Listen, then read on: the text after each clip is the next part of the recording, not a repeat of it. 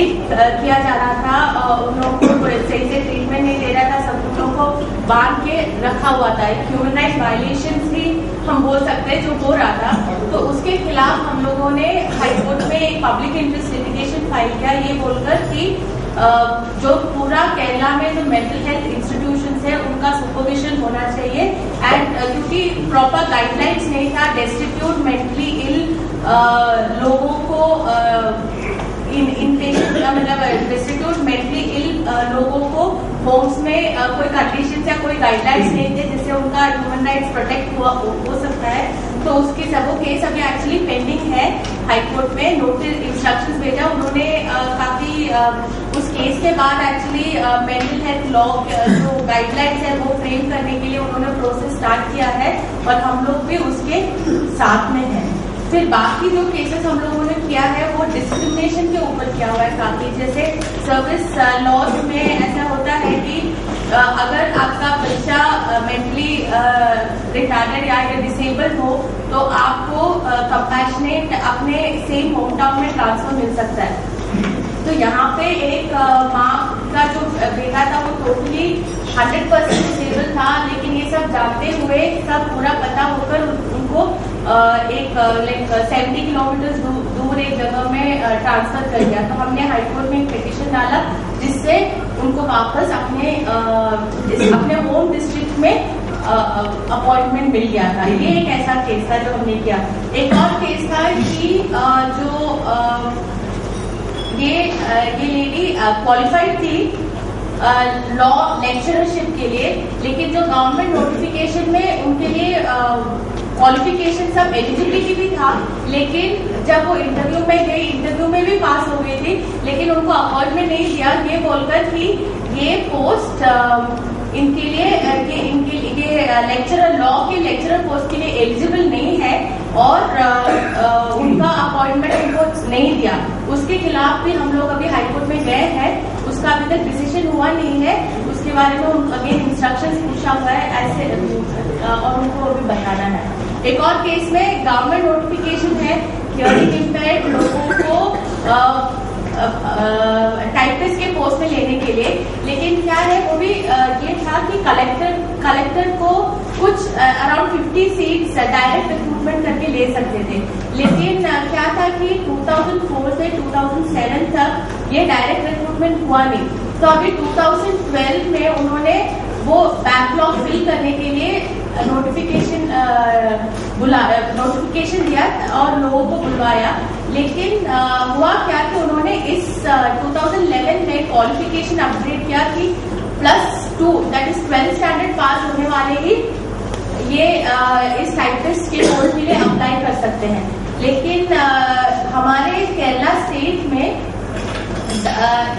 Hearing impaired वालों के लिए +2 तक भी जाने का फैसिलिटीज नहीं है, मैक्सिमम 10th स्टैंडर्ड तक ही है फैसिलिटी। तो ये एक मेजर डिस्क्रिमिनेशन करके आया है और उसके लिए भी हम लोग अभी कोर्ट में गए हुए हैं, उसका भी अभी रिजल्ट आने वाला आ जाएगा अभी थोड़े दिनों में।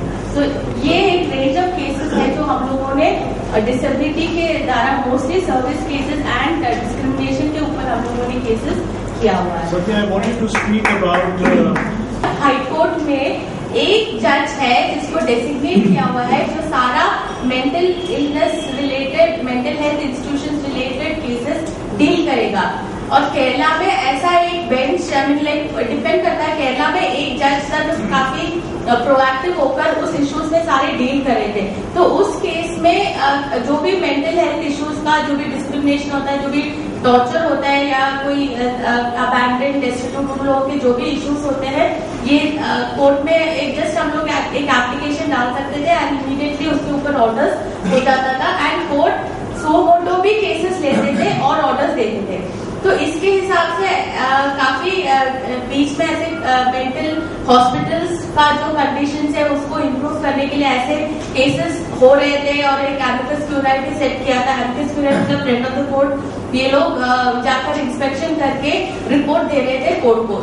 इस दौरान त्रिशूर एक डिस्ट्रिक्ट है केरला में, वहां पे एक इंस्टीट्यूशन में जो मैं पहले बोला था, बहुत इल ट्रीटमेंट हो रहा था जो डेस्टिट्यूट मेंटली इल पेशेंट्स का, पेशेंट्स ने डेस्टिट्यूट मेंटली इल लोगों का, उनको खाना सही से नहीं मिलता था, बांधा गया था, काफी मारा पीटा जाता था, ये सब हो रहा था। एक न्यूज़पेपर रिपोर्ट के तहत ये बाहर आया, पेपर में आया।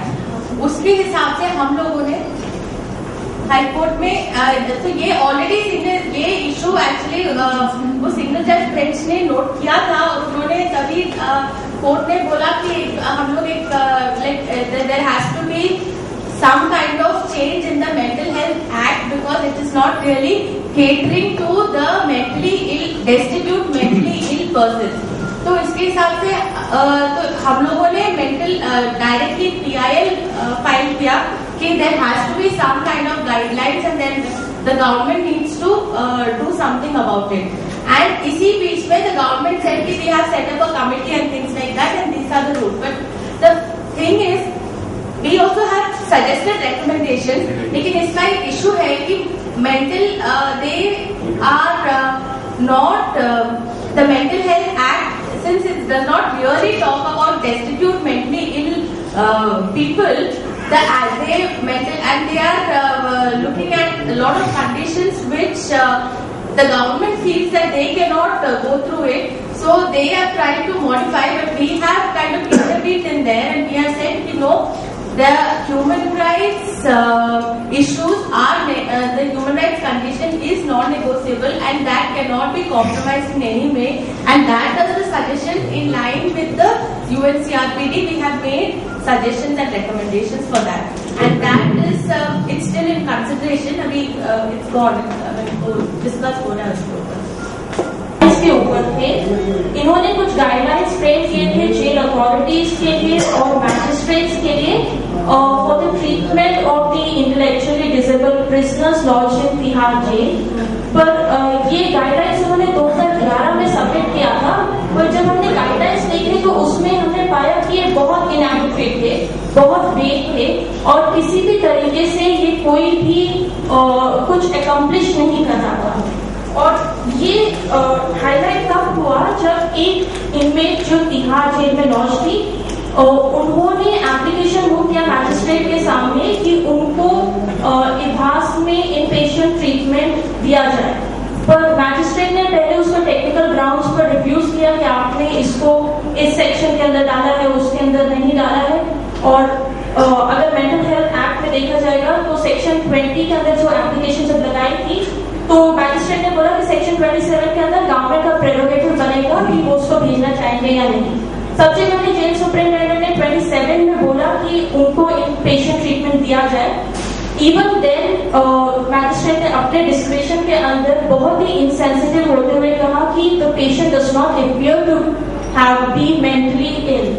सो ये बहुत ही शॉकिंग कारनामा था जिसके कारण हमको इस पेटिशन में आना पड़ा, और क्योंकि द होल प्रेमाइस वाज कि ऑल्दो इभास ने अपने गाइडलाइंस दिए थे पर उस गाइडलाइंस में कोई कॉन्क्रीट चर्चा नहीं की। तो हमने जो मुद्दे उठाए थे वो बेसिकली ये था कि अगर आप मेंटली जो इंटेलेक्चुअली डिसेबल्ड जो इनमेट्स है तिहाड़ में उनको आप साइकाइट्रिक ट्रीटमेंट भी प्रोवाइड करते हो, पर उसके जो कोरोलरी या उससे जो अटैच्ड एनवायरनमेंट है वो कितना असर करता है वहाँ के इनमेट्स और प्रिजनर्स पर, उसके ऊपर एक पूरा कॉम्प्रिहेंसिव तरीके से वो गाइडलाइंस बात नहीं कर रहा था। जैसे कल प्रोफेसर टांडा ने भी बोला था कि आप सिर्फ अगर आप एक डिसेबिलिटी तभी होगा जब आप इम्पेयर्ड हो और आपका सोशल एनवायरनमेंट भी इस तरीके का है कि आप अपने राइट्स को रियलाइज नहीं कर पा रहे हो। तो वो जो पूरा होलिस्टिक अप्रोच था वो गाइडलाइंस उसको पूरा कर ही नहीं पा रहा था। तो हम इस पेटिशन में हमने ये सारे मुद्दे उठाए कि ये सिर्फ एक पेपर वर्क बनकर रह गया है और ये ना तो मैजिस्ट्रेट्स को गाइड कर पा रहा है, ना जेल अथॉरिटीज को गाइड कर पा रहा है, और इनमेट्स को सारी तकलीफें उठानी ही पड़ रही है। और इस पर फिर जो कोर्ट ने जो डायरेक्शंस दिए उन्होंने बोला है कि वो एक पूरी कमेटी फॉर्म करेगी जिस पर एनजीओस के मेंबर्स होंगे, जिसमें जेल अथॉरिटीज के मेंबर्स होंगे और जो हॉस्पिटल स्टाफ होंगे, जेल अथॉरिटीज लाइक सुपरिटेंडेंट, ये सब होंगे। और ये गाइडलाइंस में रिकमेंडेशंस देंगी ताकि उन गाइडलाइंस का रिव्यू हो सके और एक रिवाइज्ड गाइडलाइंस फॉर्म हो। ये मैटर अभी भी कोर्ट में चल रहा है। पिछली तारीख पर ये रिकमेंडेशंस आने थे, पर क्योंकि जेल रिप्रेजेंटेशन प्रॉपर नहीं था तो फिर इस पर अभी और आगे नहीं बढ़ पाए हैं। ये जो था हमारा जो इंटेलेक्चुअली डिसेबल्ड पीपल है इन प्रिजन्स, उसके ऊपर हमारा ये PIL था। और दूसरा हमारा एक बहुत रीसेंट केस है, ये भी एक बहुत शॉकिंग इंसिडेंट हुआ था। इसमें जो विक्टिम थे वो संतोष कुमार, वो तिहाड़ जेल में 2010 से लॉज थे। और उनके साथ जो प्रॉब्लम थी कि उनकी जो ईसोफेगस है जहाँ से फूड जाता है, जब हम फूड स्वॉलो करते हैं वो जो पाइप होती है, वो जो था उसमें एसिड बर्न्स थे। लिहाजा उनका बिल्कुल जो ईसोफेगस था वो जला हुआ था, तो वो कोई खाना कुछ नहीं खा पाते थे। तो उनको एक ट्यूब डालकर डायरेक्टली उनको स्टमक के थ्रू फीड किया जाता था। तो आप समझ सकते हैं कि कितनी नाजुक स्थिति में ऐसा एक पेशेंट होगा, और अगर वो जेल में है तो उनको कितनी ही ज्यादा मेडिकल फैसिलिटीज, केयर और इन सब की जरूरत पड़ेगी।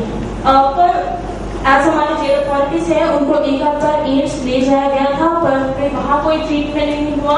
उनका केस चलता जा रहा था। ट्रायल कोर्ट में हमारी जो एडवोकेट है और एक्टिविस्ट भी रह चुकी है, सिस्टर सोमा, उन्होंने कई बार एमाइकस के साथ मिलकर ये बात लाने की कोशिश की थी कि जो एक्यूज थे इस केस में, जो संतोष कुमार है, उनको जो एम्स से प्राइवेट हॉस्पिटल में शिफ्ट किया जाए जहां उनका ट्रीटमेंट बहुत अच्छे से होगा और स्पॉन्सर भी किया जाएगा।